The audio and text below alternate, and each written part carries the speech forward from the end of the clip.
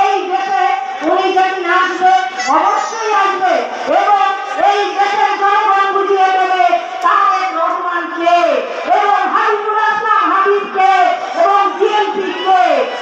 যে যাই করুক, যে যত ষড়যন্ত্র করুক, আমরা ভালো ছিলাম,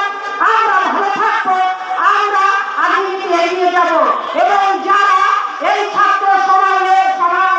এবং আমাদের জনগণ, আমাদের ছাত্র সমাজ, আমরা যারা এই স্বাধীনতার বিরোধী আন্দোলনে এগিয়ে গিয়েছি, তাদের যারা শহীদ হয়েছে তাদের জন্য আমি আর রুহের মাত্রা কামনা করি। সেই সাথে আমার নেতা